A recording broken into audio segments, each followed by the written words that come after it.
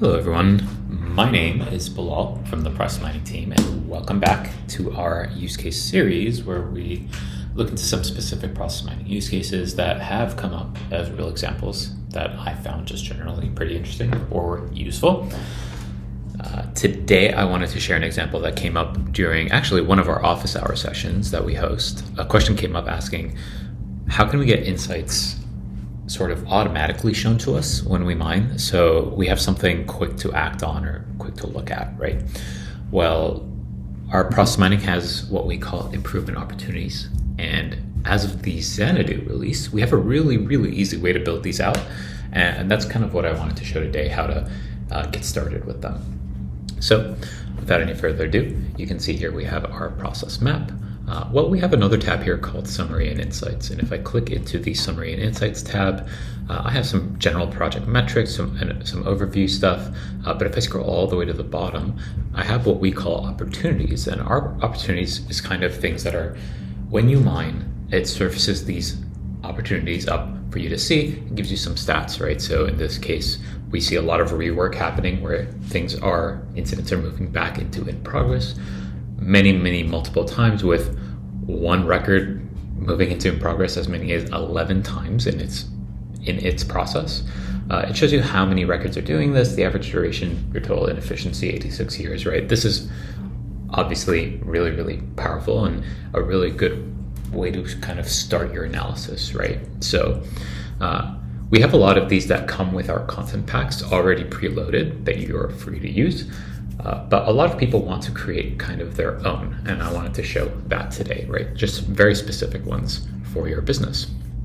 Well, what you're going to do is you're going to go to all.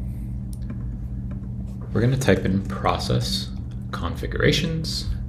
We're going to click this, and when we click this, it's going to open your process configurations list. I'm going to open the table that I'm doing this on, so I'm doing incidents, right? And it's going to take me to the incident process configuration. There's a lot of stuff here, which we're not going to get into today, but at the very bottom, we have things called finding definitions and automated finding definitions. These are our improvement opportunities, and the difference between them is that our automated finding definitions finds just general patterns of bad behavior. So for example, we have ping pong, where it's going between the same two groups multiple times, A, B, A, B, A, B, A, B, things that are taking an extreme duration, right? Very long. Repeating patterns, if it's going to the same 3 steps over and over, it'll find those, it'll identify those, right? So general patterns. And then you have finding definitions here, which we call rule-based definitions. And this is very prescriptive things, right? Things that are maybe, hey, in our business, we have a commitment to say that we are going to complete an incident within 8 hours, and I want to see everything that, the incidents that aren't completed within that 8-hour time frame, right? So things very prescriptive, time-based, etc. You can define them here. But how do we build these, right? So you can see here, and I'm going to build an automated one of the pattern-based ones first. If I click on this Use Finding Builder button, it's going to take me into this kind of guided setup, and we're going to see just how easy it is to build, right? So we have so many different examples, ping pong, extreme repetitions, right? Each one has kind of a visual example of what it is, and an actual example. So for ping pong, if I click on example, it's going to show you, hey, we're looking at everything that's going from assignment group 1 to assignment group 2, back and forth, right? This type of pattern. If I have this repeating pattern, I can look at this. It's going from assigned to work in progress, awaiting verification, on hold. Whenever this step of the process happens more than 3 times, show it to me, right? And we can define what each of these are. Today, I'm going to build a ping pong for states, right? So we were talking about ping pong between 2 different groups, but I want to see ping pong between 2 different states. And really, you're going to find that the hardest part of doing all of this is just coming up with a name. I'm literally just going to call it state ping pong, right, for this example. Field to detect the pattern on, again, we want state, so we can just type state. Category, this would be, in my opinion, a performance issue. These are purely just categorizations. This doesn't really impact anything else. And then you can tie this to a KPI if you want to see that as well. but I'm just going to hit configure. Great, ping pong state will be calculated on the state changes, and it's going to show situations where records alternate continuously between 2 steps or more, right? So if I see things go from on hold back to in progress, on hold back to in progress, on hold back to in progress, it's going to capture that, right? Another important or a nice use case that people find with this is when things are going from resolved back to in progress, for example, right? So if it keeps going from resolved back to in progress, it's going to identify the specific ping pong behavior, right? Our resolution isn't as good as maybe we thought it was. And I'm going to hit save and exit. And that's it. You've created it, right? So now next time you go to mine a project, you'll be able to add the state ping pong into your improvement definitions.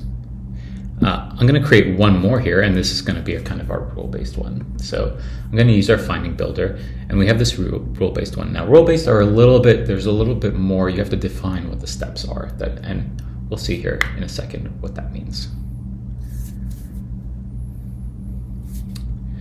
So what is the message here? I want to look at things that way too long on hold, let's say, right? Things that are just sitting in on hold for too long.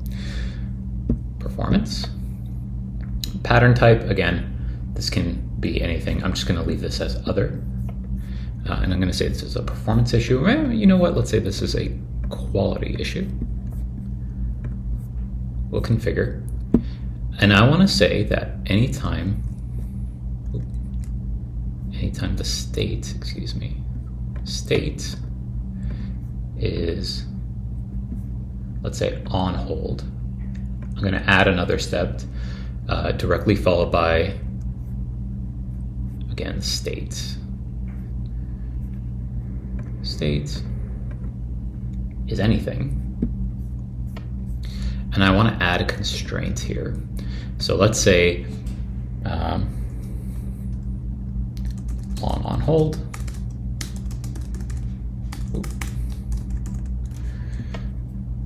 Start is our first condition, followed by our second condition. And the minimum duration, let's say, is 4 hours. And max duration can be anything. I'll just put 100 days for now, right? So this is going to essentially show me anything anytime it's taking longer than 4 hours to move out of on hold, it's going to capture this for me, right? We're going to add this constraint.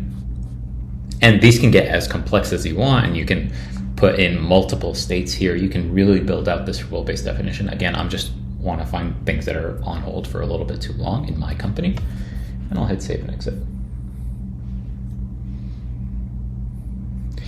And that's it. We've created an automated finding definition and a rule-based finding definition. So now, if I wanted to add this into my project next time I mine, you can see here I've went ahead and built out a project, and all I need to do now is select improvement opportunities. And when I get to this improvement opportunities, I'm just going to go ahead and add essentially everything. It's going to import only the ones that are relevant to this project. You can see here way too long on hold is here. I'm going to go ahead and add my automated ones as well. Apply all to project. It's going to add all the ones that apply to this project specifically, and I'm going to hit review and mine. And that's it. That's as simple as it is to build these finding definitions. And next time when you finally mine, it's going to show you all of these surfaced in this section in your summary and insights. So you can customize these as much as you want and find whatever insights you really want to and automate that. So hope this was helpful. And if you have any questions, please feel free to submit those questions to us. We read everything on our blog posts, and thank you very much for watching.